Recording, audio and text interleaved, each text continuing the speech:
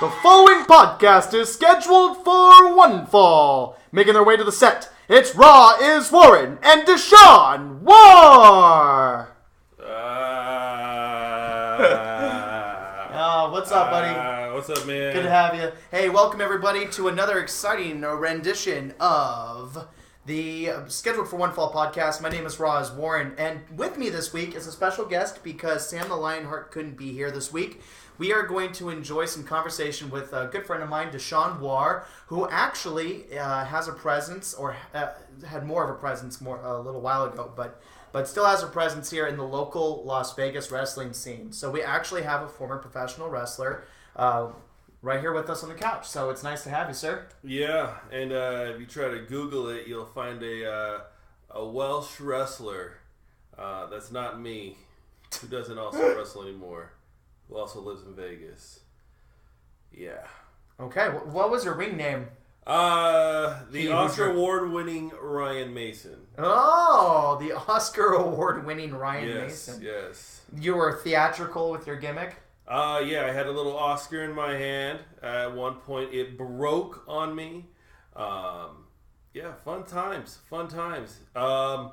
But he did get to meet a lot of wrestlers. Shannon Moore. Oh, wow. Chris Daniels. Chris Canyon. Wrestled with the Young Bucks. Yeah. HRW forever. So you've wrestled with the Young Bucks. I wrestled with the Young Bucks. Have you been a victim of a super kick party? This was before the super kick party existed. Okay. But it was kind of in its infancy. Okay. So it's a little bit about Deshawn. He is stepping in to communicate, talk a little bit with us today. We're going to hit on a number of topics. We're going to Brother Nero shirt. Yeah, the Brother Nero shirt is sweet. I knew he was going to bring a more obscure wrestling shirt to the set. I'm grateful that he did. It was either the Brother Nero or the Dalton Castle shirt. Oh. So it was a kind of a toss-up between one of the two. Okay, well, I'm glad that you brought the Brother Nero because at least I know more of Brother Nero's work. Obviously, that would be Matt Hardy and Jeff Hardy's exciting vignettes and staged matches that we've been seeing through TNA, which we're actually going to touch on a little bit more detail in this podcast simply because Deshawn here is much more into the independent and TNA side of things than Sam the Lionheart and myself typically are. So I'm actually excited to have some different opinions here for tonight's podcast. So here we go. Let's go ahead and jump in. We'll start with the E as we usually do. I don't know about you. I would love like a brief summary of how you feel, but I'm really pleased with the WWE content that we've been seeing the first couple weeks following the draft extension. With the draft extension, everything that Raw has kind of built together, what SmackDown has, they actually now feel like two different brands. Mm-hmm. This is a little different from the 2002 draft that took place very many years ago where everybody was being selected at random. And the show very much felt the same until there was different writers, the Paul Heyman era. That's a whole different time. Mm-hmm. But now that you have Raw and then you have SmackDown, that actually now feels like two different programs. They feel like two different shows. Yeah. Just even with the placement of the announcers, even with the ring work or the camera work around the ring, it actually feels so much more different. It feels like two different shows, two different products. Have you caught the feeling that SmackDown feels more like a production, like more like a sporting event in a way? I felt very much like with the way they do interviews after every match, because I've really only gotten to see SmackDown since the extension, which is my own darn fault, unfortunately. But I've seen the interviews after each match. I've seen the podiums that they have set up where Renee Young talks to well-known personalities, and it feels very much like a very well-oiled, sporting event, almost like in a weird way, American Gladiators comes to mind for me. Well, Raw does the same thing too. They've been doing a little bit of a different thing with Raw. They still do the interviews inside the ring. So with Braun Strowman, they've been doing this thing where they'll have like their jobber of the week who's going to wrestle Braun Strowman, and you have Byron Saxon in the ring, and he's interviewing the guy. He's like, "Are you sure you know what you're getting into, wrestling Braun Strowman, and they're like, well, I'm going to win $1,000. If I lose, I'll get $1,000. And Braun Strowman beats him in like 3 minutes flat. But they've been kind of doing that sort of play. They're bringing back the jobbers. They're bringing back, how to build a monster heel. Getting Braun Strowman over, getting Nia Jax over, that sort of thing. And that's kind of what I love about Raw. With SmackDown, I would say, yeah, it does feel more of a sporting event. I think the one gripe is the faraway camera. That one is my one big gripe. It's centered really high above the ring, and you're just almost as if you're looking completely down at it at a diagonal. It's almost like a Super Brawl for the Super Nintendo Genesis type of view. It's a little wonky to me. Okay. But it's not constant, is it? It's not constant, but there's times where the camera would actually look in this isotopic way. And it can throw me off because it's not something I'm quite used to yet. But Raw uses that same camera with Finn Balor's entrance. But much more far away so you can watch the crowd do the... yeah, we all like that. Well, let's jump into the actual wrestling side of things. What happened this week? Some of the big stories that have been floating around that I noticed right off the bat. What do you think about Roman Reigns going down to the mid-card to battle Rusev? And the question is, are we getting ready to see Roman do one more job and elevate Rusev to another tier, would you think? Or is this going to be an opportunity for Roman to set up shop like how John Cena did just a couple years ago with the U.S. Open Challenge? What do you think about that? So this is actually a really good thing that I've been thinking about all week. And I know this is a very popular opinion to bring to the podcast, but I will tell you this, and I'm bringing it onto the internets. We're going to go on forever. And good. Never, we like some new ideas. I personally love Roman Reigns. I love Roman Reigns. And it's not so much of his character, but he's a lot better than what a lot of people give him credit to. So that being said, so you got Roman Reigns, and he's actually very, very good. Believe it or not, he's very, very good. And I just have a whole theory about Roman Reigns, but I'll get into that. Now you got Roman Reigns against Rusev. Now this actually makes a very, very good pairing. I think both can really benefit from this contest. They can really benefit, but there's something that the E has been doing with Roman Reigns that doesn't really get talked about a lot, and it's actually elevated his matches to the nth.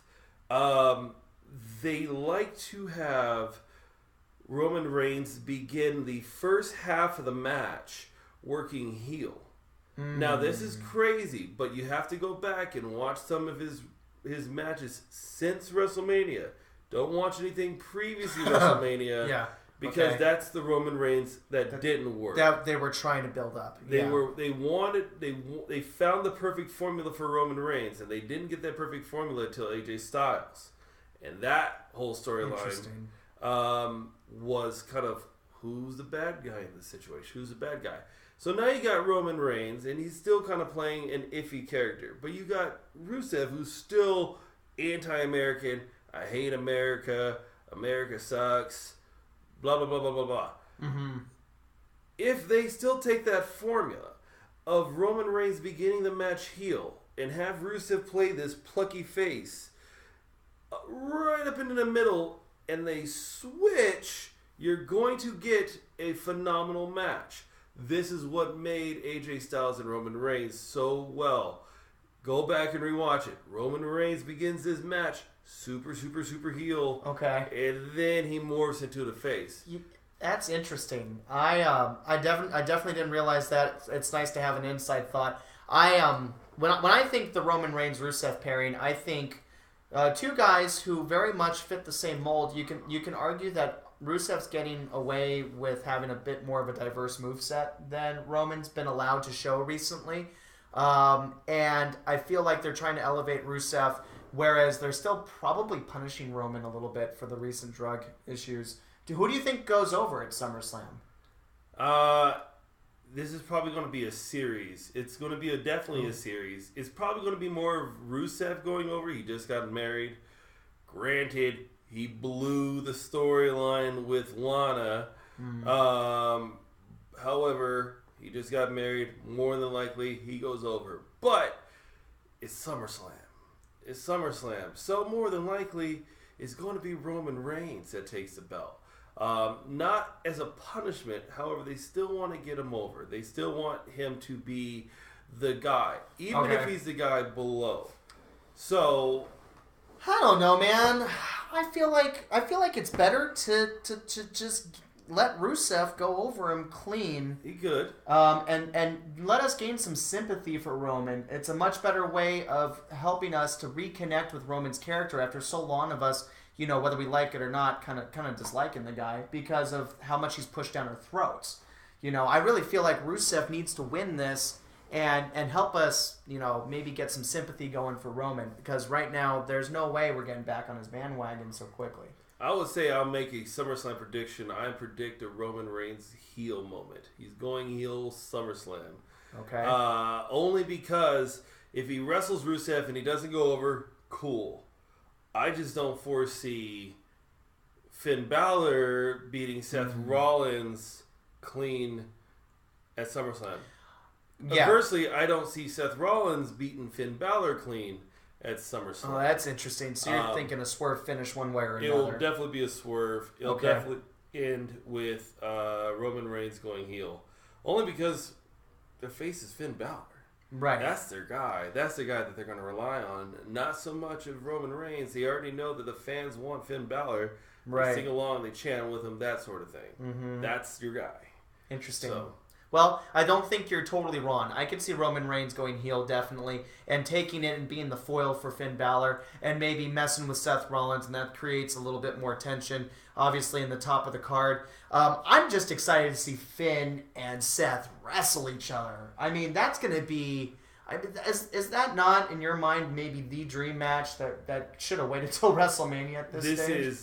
This is a Pro Wrestling Guerrilla Ring of Honor match rolled into one in the WWE, and you're going to find that you're going to see a lot of matches that you would not have thought about seeing 7-8 years ago. If anybody would have told me, hey, Tyler Black is going to be wrestling Prince Devitt at a pay-per-view for a championship, I probably would have like, no, that's insane. Why would Prince Devitt be an E? Why would Tyler Black be an E? But they are, and they're here, and they're going to wrestle for the Universal Championship. Let me ask you this. I hate that. Okay, good. Yeah, okay. I hate the name. Let's talk about a couple of title rumors. Unless the belt looks awesome. If the belt's looks awesome, gotta look amazing. I mean, I know that they're, after all of this hype of combining the two championships, and not to mention the WWE World Heavyweight Championship, honestly being the sexiest championship belt we've seen in decades. I mean... I would rank the current championship right under the Winged Eagle. See, I have a soft spot in the Bret Hart Winged Eagle belt. Winged Eagle belt. Okay. Or the Big Eagle belt. You know the what? One that was held by Triple H and The Rock and Stone Cold. Okay. That was actually really cool too, especially when you see people wearing it in live events. You're like, geez, that's a giant belt. Well... Just kind of moving away into the actual configuration of the championships. Do you agree that we need a second, primary title? Could Dean Ambrose have just easily switched back and forth between between SmackDown and Raw?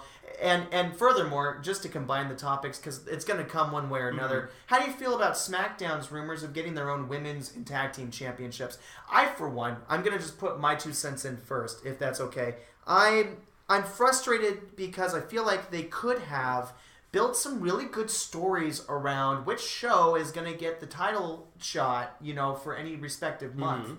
I feel like they could have been able, because the tag team championships and the women's championships especially are so, much smaller than the potential pool for the WWE World Heavyweight Championship. They could have just given us a compelling reason as to care for a match at a specific pay-per-view to determine, show versus show, who's going to get the title shot for the big one, and just have each of... Because now, if you think about it, there's going to be 9 championship belts if all of this comes together. So, I mean, I feel like it's too much. I feel like it's too much and too much to keep track of. SmackDown is telling compelling stories right now with the 2 championships they have. Do we want to clutter it? Do we have to clutter it with additional championships that aren't going to get the same level of recognition? I understand you've got great women and great tag teams on both shows, but that doesn't mean you have to compromise the stories that are being told with the few championships and make it into, these smaller pools to pull from, and then clutter up the general championship level of performers. I mean, I personally know that New Day is the best tag team in WWE, and I don't think anybody, sans maybe American Alpha, could possibly get to that level of hype right at the moment. Oh, and of course Enzo and Cass. You know what I mean? I just feel like we're diffusing the prestige of these championships by adding in so many additional pieces, and we might have to sacrifice the storytelling that we've enjoyed the last couple of weeks. Well, we are kind of looking at the remnants of the previous draft, believe it or not, when it comes to those belts. And I have, and splitting the belts again is a very, very, very sore subject. So, before I talk about one belt, I want to talk about a lesser known fact that I'm pretty sure everyone knows. Let's talk about the tag team titles. So the tag team titles were originally split when in the original draft split. So you had your Raw tag team titles, which was the lineage of the Road Warriors and Demolition, and Smoking Guns, Axe and Smash, and those are the World Tag Team Champions. And those became the World Tag Team Champions. And then you had the WWE Tag Team Champions that was split off from SmackDown with the Guerreros, Deuce and Domino. Yeah, they're very nice. How can you say that second after the Guerreros? Hey, I like Deuce and Domino. Okay. The Basham Brothers are another. Basham Brothers. I like me some Hardcore Holly and Charlie Haas, to be honest with you. Go ahead. And so when those two belts split and they were finally combined, it kind of made way to have the New Day beat and have the longest streak when that may not have been possible. So you got Lon and Kendrick. Sure, you beat them because they were the SmackDown Tag Team Champions. But you forget that Demolition had that belt for over 400 days. See, but now you erase that lineage. Right. It's erased. We're diluting the history. Right. And it's neutering it. And the biggest problem I have is creating a new women's championship. Ooh. We literally, within the span of a couple of months, just got rid of a belt that was the direct result of a brand split. Extension. Yeah. We had the women's title. And then we had the Divas title. And we got stuck with the Divas title. Thank you, Michelle McCool. Thank you, Mrs. Undertaker. Who merged the belts. Yeah. For the Divas title that we had to sit through for years. And years. And years. And we finally get rid of it. And we finally have to get another belt. That just may be called the Divas Championship with a fucking butterfly. I can't take it. I don't want it. We just got done doing this Women's Revolution. Yep. We just got done. I mean, not even done. It's just got kicked up a notch by the amazing Sasha Banks Charlotte match that we had on the inaugural draft extension broadcast. And so now on SmackDown, while you do have some talent who I know will emerge from there. I mean, I'm a big Becky Lynch fan. Right. I'm a big. I'm grateful to see Naomi getting attention again. Yep. I think Eva Marie is perfect as the absolute worst human being on the planet to wrestle. She had a great gimmick where she came to the ring and she was going to wrestle Becky Lynch and immediately got herself injured. You think so? That was a work, huh? I 100% believe it. I will love if this gimmick continues. Got it. I will love if she continuously gets this high praise, gets in the ring, injures herself, and saves herself from an ass kicking. Have you heard the opening stuff that happens over the ring announcer voice that's pre-recorded where it's like, the greatest individual to ever step into this or any promotion. The stunning, the beguiling Eva Marie. Pudge, I hate her so much. It's destroying me. Which is great. This is great work. The point is that we just got done really building this momentum. Sasha Banks certifying herself as one of the best female wrestlers in the world and bringing legitimacy to that division. And now, if they bring in the second title, I think it's just a humongous wasted opportunity to really let that title sing for itself. And if any division can afford to have, the title go back and forth and be defended at different shows and different pay-per-views, it's the Women's Championship, What I think I would love to see happen, and it'll never happen. It'll never happen in a million years. But here's my idea. You create a fourth brand. So we already have Raw. Okay. We already have SmackDown. We have NXT. Okay. You create yourself a women's complete wrestling organization within the WWE network. This helps so much because you don't have to do this brand split. You don't have to create another women's championship. You keep the championship as it is now. Now, this one particular brand has the ability to wrestle on Raw and SmackDown and the pay-per-views. They are not bound by their own particular brand. However, they kind of are. You can only see the Divas wrestle only on the WWE Network, which is $9.99 by the way. And then you'll get your Charlottes, your Dana Brooks, your Emmas, your Sasha Banks, your Peyton Royces, your Becky Lynch's. All of them in one promotion. Now, you can create now a women's title. You can create a mid-card championship for women. You can create a tag team championship for women. It could be, the women of wrestling. Okay, all right, that's fine. Look, let's slow down. So we're going to have the wrestlers, the ladies wrestlers travel with the guys and do the shows, but they only televise those or they only broadcast those on the WWE Network. Yeah. Oh, man, isn't that kind of like, I don't know. They're oversaturating the market already, so why not just go full gusto and oversaturate even more? I don't know how that would work. That's kind of an interesting concept, but to be honest with you, it's almost a little sexist because how come it's not available to us, for free television? Why is it just the women who are getting exclusive broadcasting? You could argue, well, the cruiserweights, but no, that's not true because Kalisto is getting prominent airtime. Right. Neville's getting prominent airtime. Right. Thank God. Complicated, controversial. Don't know about that. I'm sorry.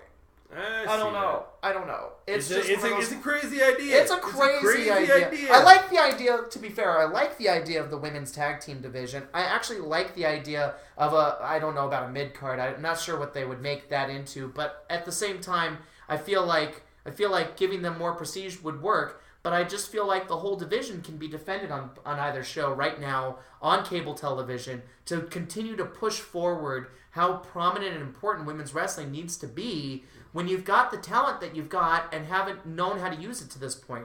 I mean, if you think about it, the pool has quite a bit of depth. I'd say Raw got the considerable chunk of it, SmackDown is going to rely on, as they typically do, when it comes to being the B brand. This is where the B stars are going to get to have their opportunity to really shine. Carmella can go in the ring, and we're going to see her get better. Alexa Bliss is my pick to be the best heel wrestler on that brand, with the exception of how much we hate Eva. But as a wrestler, Alexa's heads and tails above many of the performers in the E, in my opinion. Becky is good, plus as a wrestler, as a character, she still needs work. Whereas Charlotte and Sasha and Nia, as far as their presence and their prestige, could very well surpass any of them in a heartbeat. But I digress. Point being, if any division doesn't need a second major title, it's the women's championship, and I would pray that they don't go in that direction. If you got to make 2 tag team titles, whatever. So be it. I like belts, but women's. Not a fan. I think they need, if they want to really raise the prestige of women's wrestling, which is what they've claimed they've been wanting to do for the last 9 months, keep it one division, keep it one belt, and just defended on both shows. So no matter where you're looking, you're seeing Charlotte or Sasha Banks or Becky Lynch or any of the other prominent women, Nia Jax, Alexa Bliss. These women have got a long way to go before they solidify women's wrestling as just as fun to watch as the men's wrestling again. And I feel like they can't do that so easily if they dilute it with a second championship. Good. Topic over. Nice. That was pretty good. We knocked that one out. Moving forward, we have talked a little bit about Raw and hit major stories. Let's talk about one that's kind of blending between both shows. Okay. Brock Lesnar and Randy Orton's shadows are cast across both shows. How do you feel, first of all, about the matchup that we're going to see? Are you looking forward to Viper versus Suplex City? I am not looking forward to this match. Okay, is it Orton that you're sick of, or is it Brock and his doping allegations? I think you're kind of at this pot calling the kettle black type of thing. And it's kind of interesting to kind of see how this is all going to play out. As it's already well known, Orton has 2 strikes against him, and it's Orton. 2 strikes against him. No, he got popped for wellness twice. Oh. In fact, they had to rewrite the wellness policy for Orton so that they didn't fire him. Oh, so wow. He's had a lot of chances. Keep that in mind. Man has got 2. I had no idea. Now you have Brock Lesnar, who got popped not once, but twice as well. Across multiple promotions. Across multiple promotions, yes. He got popped for UFC before and after UFC 200, after the E said, you know what, we'll go ahead and give you up. Now here's the weirdest thing that is blurring everything. It's kind of coming into this match, right? Okay. So you got 2 guys with 2 wellness policies over their head. Now one may not have got hit with the E, but does Lesnar get punished and take the pin? Take a clean pin? Or does Orton get fed to Lesnar? Either which way, if Orton gets fed to Lesnar, gets beat, sure, it's another day in the office, but the next day you're going to hear about it. You're going to hear, oh, well, this guy goes unpunished. I'm not watching E again. He goes to UFC 200. He beats Mark Hunt. Ooh. And he got popped for wellness twice. Okay. And he beats Orton. So he goes away unpunished. But you give it to Orton, who's been pretty clean as of recently. He's had the injuries. Beats Lesnar clean. RKO.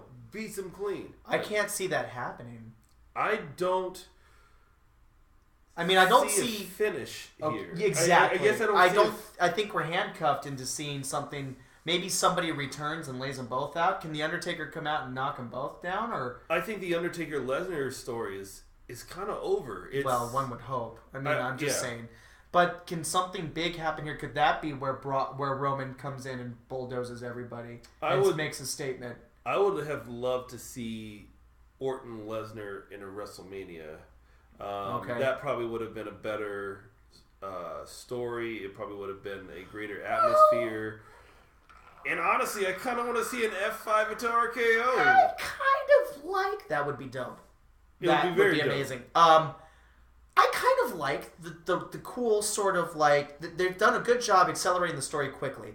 Paul Heyman comes out and does his usual diatribe of conversation. Brock Lesnar's the conqueror. Brock Lesnar's the greatest thing to ever walk the earth. Brock Lesnar. And then Randy comes out of SmackDown's roster and completely lays out Lesnar out of nowhere. And the crowd goes nuts. Great pop. And on SmackDown, Brock returns the favor during Randy's match, which I have to say, I enjoyed the booking of that. Thank you for giving us a Fandango Randy Orton match after Randy's nasty comments about Fandango to Chris Jericho at Battleground. Very smart. Thank you for continuing that storyline. But I digress. I like that dynamic of them going to the other show, adding some color and some flavor to the fact that you don't know if there's going to be an invasion from the other show. I think it's a decent story. I think it's a good way of trying to obviously these two guys aren't going to back down from each other, and I think we're going to get a brutal match until we agree. I don't think we can possibly perceive a clean finish. I don't think it's going to be a clean finish. It's going to be a complete screwy finish. This is going to be a match that you're going to see throughout the rest of the year. Not at the next pay-per-view, and the next pay-per-view after that is going to be at the next major one. You got Survivor Series. And then you got Royal Rumble, where you may have a blow-off match in that It could be a good opportunity for a Team Orton versus Team Lesnar match. Also, Raw versus SmackDown. You know what I mean? Yeah, it could. That way it doesn't, again, have to resolve the issue all the way up until... And then one of them could cost the other the Royal Rumble, and then we have the big payoff at WrestleMania. Exactly. It could turn out to be a good long feud. And if I can be candid for a minute... I know Sam Lionheart's not an Orton guy. I like Orton's ring psychology. I like the stories he tells in the ring, and I think that he's gonna be. I think they're gonna work well together. I think this is actually gonna be a pretty compelling storyline all the way up until we finally do get that resolution. But I don't think it happens. I think Orton works really well with different types of people, and it really depends on who he's wrestling, who he gets to work. That you go, oh wow, I get to actually see how Randy Orton wrestles, and then you really appreciate it. He adapts really well. Yeah, with his Cena stuff, it's amazing. That match what he had with Seth Rollins was amazing. Yes. But you pair him up with Sheamus, then it gets kind of rough. Well, I mean, to be fair, they did that 5 or 6 months in a row, and that's tough. I mean. Plus, neither of them had any momentum going for them, so we had no real reason to care, except that Sheamus was coming back. Was that during or just before he did the whole bully thing? Was that during? It was around the same time when he did back with the mohawk and which, I mean, I liked. And I know Sam and I have talked about this a million times. We'll move forward. No clean finish for SummerSlam for that, and I think we can both agree. Right. Moving forward into the rest of Raw, I'm excited for what they do with the Cruiserweight division, and that bleeds into the CWC. If I can just plug this for a second, this truly is great wrestling that we're seeing in the CWC. Not every match is great, but what's fun about it is that they have developed this cool introduction of all of these people we don't quite know a lot about, with the exception of the 1 or 2 veterans returning, which they actually help us care about. I mean, the story about the Brian Kendrick that Daniel Bryan has told has made me want to see this despicable heel character actually win the damn tournament. And I can't wait till that bleeds into Raw's Cruiserweight division. I think it's going to be a really exciting time. There's some amazing performers, and not even the ones that they're talking about constantly, not just the Kota Ibushi's and the Zack Sabre Jr.'s, but the Jack Gallagher, the Tony Nese really impressed me. Some of the guys who lost already, spoiler alert, Raul, who faced Brian Kendrick, Raul Mendoza, I think was his name. Great showing in his outing. Honestly, could have gone either way. Great main event. Tommaso Ciampa, who I'm just grateful to see exist and get that match with Gargano. These are great competitors and great wrestling that we're seeing. So when that bleeds over into Raw and we get some new influx of talent for that whole new division, I mean, I'm stoked. I am stoked beyond belief. I would say, what do you think? With the CWC, again, I still believe it's a vehicle to get Zack Sabre Jr. into the E. Just him. Just Zack Sabre Jr. Not TJ Perkins. I think it's... Or any number of... Kota Ibushi's also hasn't signed. Kota Ibushi, I think he was going to be a given anyway. Okay. And he's a killer wrestler. Trust me, he is amazing. Because they kind of started to raid New Japan a little bit because they got Shinsuke Nakamura. Yep. They had gotten Kenta. Yep. They raided it for AJ Styles in the club. And they raided it for Kota. Now you have Zack Sabre Jr., and I think they've been kind of going after this guy for some time. And he's the most unique style I've ever seen. Like, I don't know if you've caught it, guys. You really need to. The Cruiserweight and the way that they're pitching this is it's not just about the Lucha Libre and the high-flying stuff. That stuff is prominent. You can see guys like Cedric Alexander, Rich Swann, a couple of Lucha Libre guys like... Forgive me. There's one. Gran Maluta, I think is his name.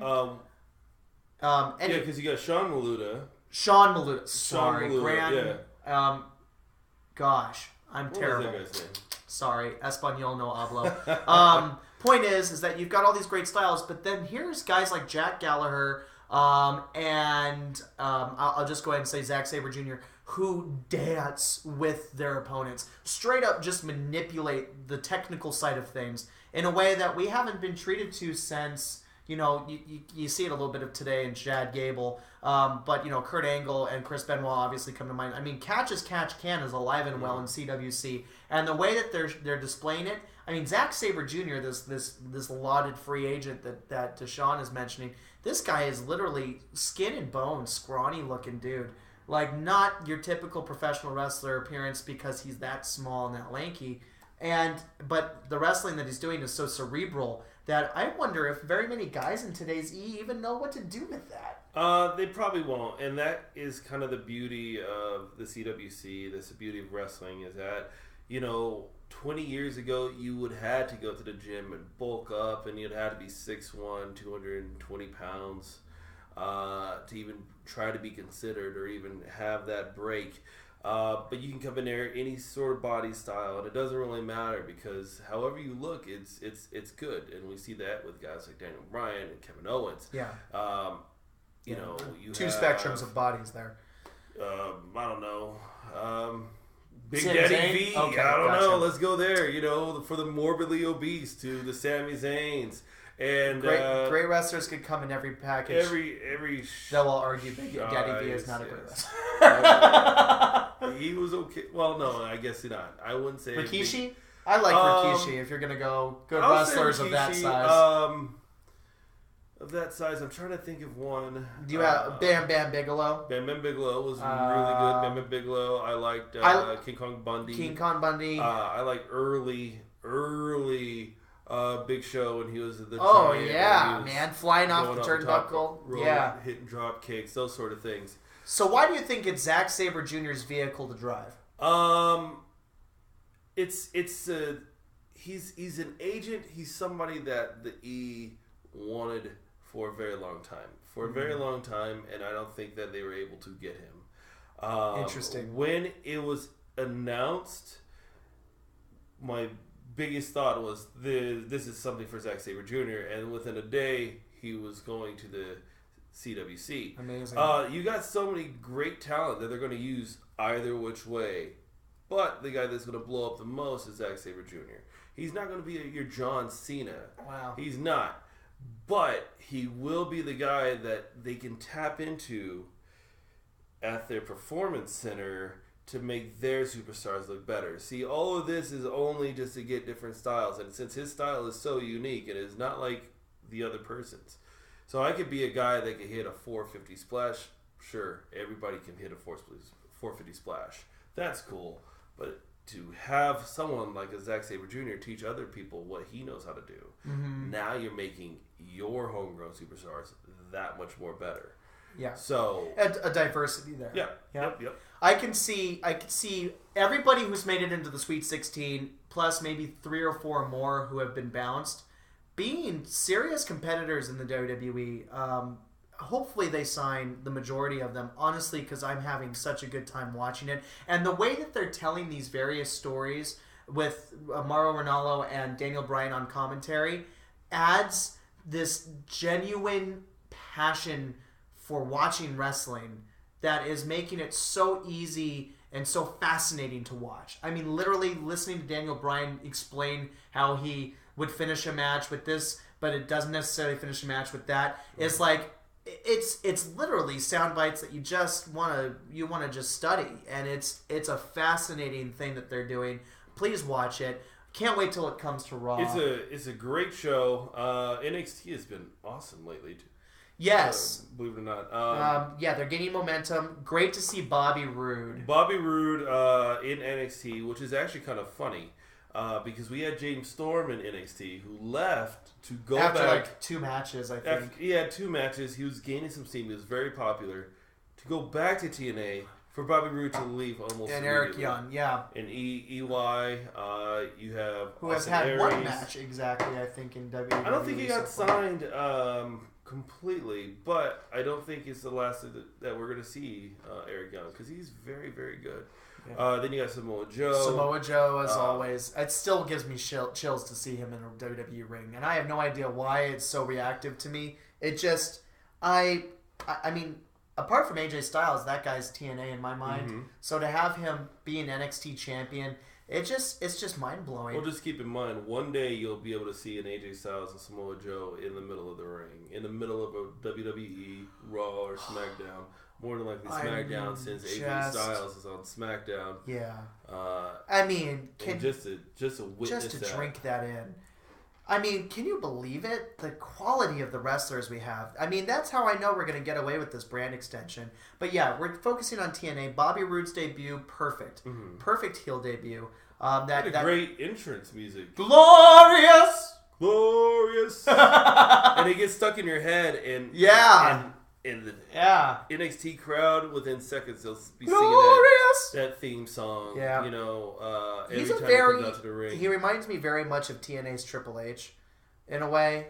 As far as style, I mean, he's got a sick spine buster that Triple H knows how to hit. He just looks like a Triple H kind of guy in my mind, and I feel like that's an excellent thing to bring to NXT right now. They need a guy who's already an established wrestler, but also has that brash, higher than thou character, and I think it's really going to be a good layer of texture for that upper card in NXT. Good. Well, you also got Shinsuke Nakamura and Samoa Joe on the 20th, so that match scares me a little bit. Not because it's going to be bad; it's just going to be so good, and I really kind of don't want Samoa Joe to lose a belt to Shinsuke.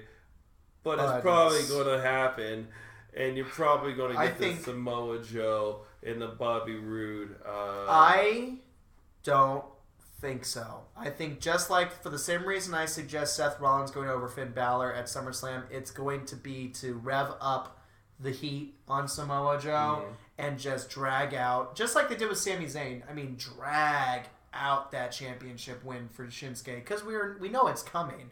And the guy hasn't lost in the E yet, and they just went the route of Asuka from Japan marching in and literally not losing a damn thing and winning championships. Who, I mean, I argue that she's one of the best female wrestlers in the E2 period in the world.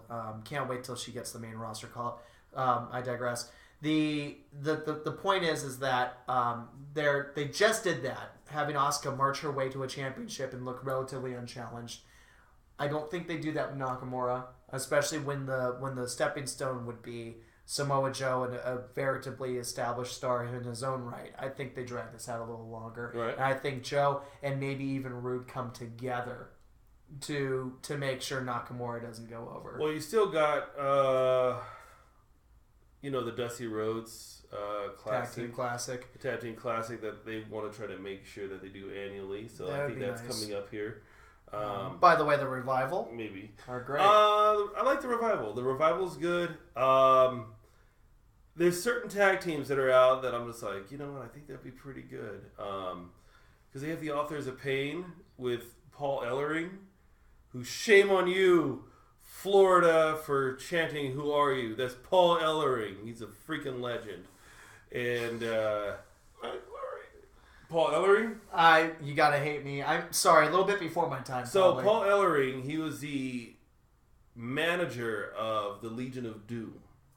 Both in their WCW incarnation and the WWE incarnation. I just can't put a face to him from that era. Well, you know what I mean? And then he disappeared for a while, so it was just the Legion of Doom. And then he came back in the 90s when he was Mr. .com. And he was there literally for 3 episodes of Raw, never to be seen again. That's hilarious. In fact, there was a NXT episode where his daughter, Rachel Ellering, wrestled a match. Oh, I remember that. That wasn't too long ago. Exactly. A little bit of foreshadowing to Paul Ellering. Oh, that's fascinating. I didn't even know. Yes. Didn't put 2 and 2 together there. So that's kind of why he's there. The Authors of Pain, and they're very Legion of Doom-esque, even right down to their entrance. The tag team scene in the WWE is actually really thick. You got the Revival, you got Ciampa and Gargano, you got TM61, the Mighty Don't Kneel. Who else? As far as NXT's championship pool, that's really what they're working with. Plus the Authors of Pain. So 4 teams. And then SmackDown's got the very underrated, very Warren likes these guys. Breezango, love them. I think they're great. I love the way that they're kind of becoming a supermodel team. Yeah, like Zoolander. They have the Zoolander. Man, they're perfect. They have great chemistry, and it's nice to see Tyler Breeze getting used at all. We have the Usos. We have the Vaudevillains. We have the Ascension. All very, very fine tag teams. You're missing one other tag team. Well, American Alpha, You're missing course. one other tag team that rounds all this out. On SmackDown specifically? On SmackDown.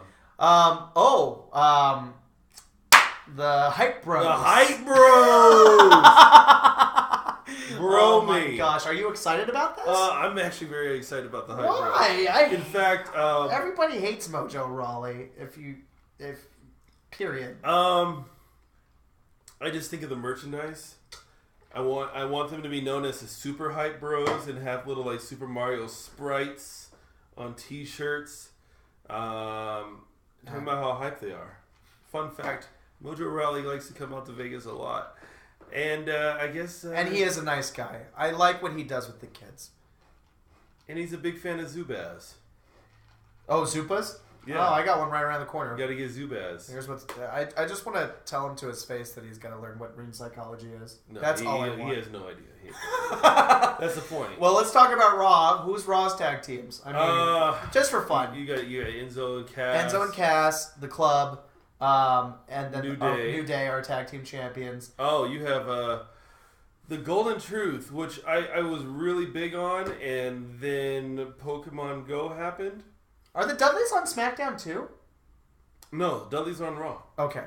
Well, we'd have no reason to go over the tag team division right now, except that I love Breezango. Moving forward, and I look forward to the Revival coming to Raw. I think that's where they belong. That's where good wrestlers belong, and that they are the best pure tag team to come. I mean, apart from American Alpha, they're very neck and neck. But they look like a tag team. They feel like a tag team. I don't think they'll ever be anything other than a tag team, and that's the Revival. And that's exciting because the whole gimmick, the no flips, just fists, I think it's great. I think it's great to have these throwbacks, and it's important. It's a little bit different than what a lot of people are used to. And it's like an older style. It's the Brain Busters. So clean. It's your, Arn Anderson style. Yeah. I love it. Yeah, I love it too. Everybody says I look like Scott Dawson.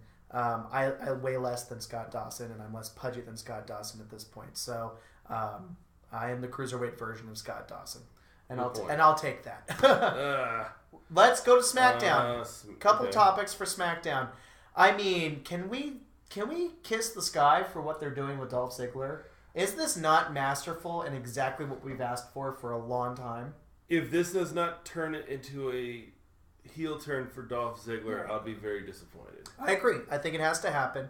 But the story they told in that match with Bray Wyatt wasn't that. I mean, it was just perfect. You've got the frustrated Ziggler who lowers himself to the heel tactics after Bray opens the door and then smashes his head into the corner and then hits him with the beautiful super kick that's becoming his new finish, or a secondary finish at least. Which is great because you got to have some depth in those move sets. I think it all, and the screw you to the management. This is exactly what they needed to do with Dolph in order for us to feel like there's some depth at the top of the card there in SmackDown, and that's why I love. That's what I love about SmackDown is I know it's going to be the show where guys like that get to be elevated and get ready to be put on a Raw where they're going to be bigger names.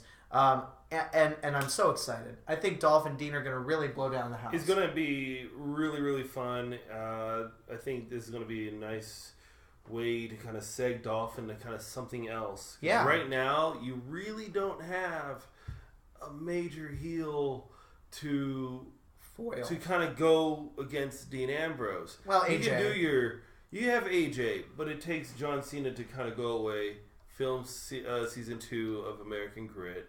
That sort of thing. Because as long as you have AJ Styles, then you have John Cena. Right. But if you don't have John Cena and you have nothing else to do to AJ Styles, then pair him up with Dean Ambrose and you're going to get yourself an amazing, amazing match. But you also need a guy now to kind of be that foil. That foil, that To other be, half yep, of Dean Ambrose. To be the yang to the yang. And that and I just could definitely be Dolph. And it could be Bray Wyatt. Oh, that's true. But the thing that makes Bray Wyatt so strong is his family, and it's broken up. Now, if he were to increase his family by tenfold and have a stable, that would be beautiful. Well, okay. Well, here's the question. But it won't, because not everybody will. Well, we saw Rowan. I mean, if you recall, we saw Rowan come to the aid of Bray and smash out Dolph, saying that there's still ties there. And I'll be damned if they miss the opportunity, therefore, to bring Harper back and put him back into the fold when he's back and healthy. Exactly. I mean, I originally hoped that they would repackage him, but I think as the quality of wrestler that he is, and the way that they're lining the story up, having him come back to SmackDown and be a part of that family is just too natural, and that's the wrestling show. I think Luke deserves and needs to be there. He'll definitely be there. I mean, it's definitely a show that's kind of stacking up with some talent, because you get Shelton Benjamin back. I know they were talking about MVP. You know how excited I am about that. I'm actually kind of hyped that Raw brought back Jinder Mahal, who's okay. quite underrated. Stop. Underrated. Stop. Jinder Mahal. I'm going to time you, because that's all I want to give to this man. You have 2 minutes to tell me why Jinder Mahal is anything. You can't hinder Jinder. Please tell me you've got more than that. That's it. That's all I got. That's ridiculous. That's all I got. He's boring. You know what? He's got no personality that I can see. Whatever. Welcome. I just wish they could bring back Muhammad Hassan. Well, yeah. Well, the guy who's marked for death until he's actually in the ground. Muhammad Hassan. That was a great. That was a great gimmick. Of course, it just came at the worst time. It actually came at a golden time. Right, but it was too soon. Too much. Too soon. And then another great storyline we're seeing bounce between the stories, and this might, I don't know, I think this will wrap up my topics that I thought of. And you're welcome to share some. I know we want to talk some indie and some TNA because we have you on the show. Right. But can we touch on the Heath Slater stories and his hottest free agent circumstance, going back and forth between the shows trying to get a contract, losing to Jinder to get Jinder's contract viable, and then Rhino and him will square off on SmackDown next week. I like Heath Slater. I think it's really cool what they're doing with this story. I think they're always big on Heath Slater. They really like him. It's not that he's bad, but he is a great character that puts people over. Yeah. I mean, there was that way that he kept putting over, the older guys who kept coming in, and he brought in Sid, who just didn't break his leg. So now it's a match I didn't watch. I was like, oh, Sid's coming in. Sid's gonna break his fucking leg again. Yeah. But to have him go against Rhino, that's going to be a fun match. It's just, deep down, I want something different from Heath Slater. And just have something new for him instead of being the one-man band. Although that is awesome, he could be so much more. In my mind, I was like, oh, I wish they brought up Damian Slater, who was in the CWC. Right, I him with totally Heath remember that, yeah. He could be the Slaters, the World Warriors, and no relation, though, no relation. But they could probably be like, oh, that's my cousin, it may still happen. But it could happen. It could definitely happen. Because they got it story writes its fucking self. So. SmackDown's other main topics, we've got nothing really to speak of. Dolph was the entire show this past Dolph week. was... he was the main one. You had John Cena and AJ Styles. Great promos. Right, which was great. Great promos. Those are the main stories. I think SmackDown's doing a better job telling concise stories and really efficiently getting through their shows. Mm-hmm. Raw's still, a little bit of everything with the way that they handle it.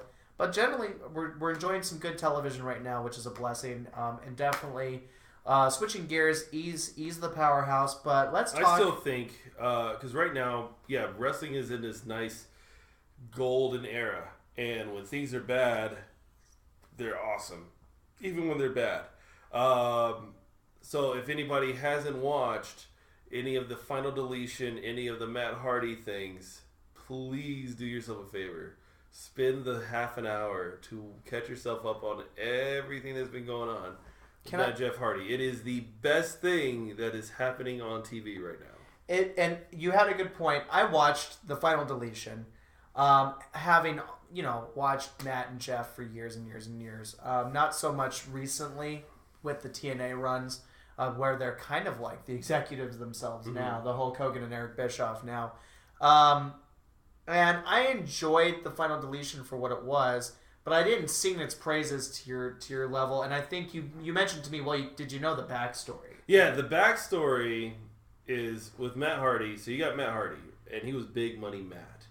And Big Money Matt was TNA champion, and he lost the belt because of Jeff.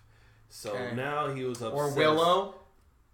Well, he goes back and forth, right? So Jeff, Willow, it goes back and forth. So kind of like Joseph Park and Abyss? Yes! Except kind of what they're doing with Abyss right now is actually kind of cool. Abyss is still there? Abyss is still there. He's a part of this group called the Decay. Is he 47 yet? He's got to be old. Gotcha. Keep talking. He's their Kane. Mm-hmm. So you have Jeff Hardy, Matt Hardy, and they had a match where Jeff Hardy swanton bombs Matt Hardy through tables. Okay. Matt claims he's broken.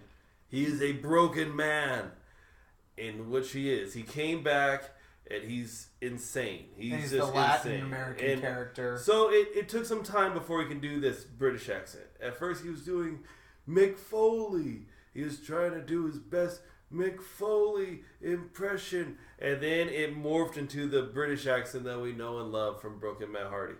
But I thought it's kind of Latin now. It sounds super Latin. It will change. It has changed. It has evolved. It will continue to evolve. That's hilarious. And you're putting that over?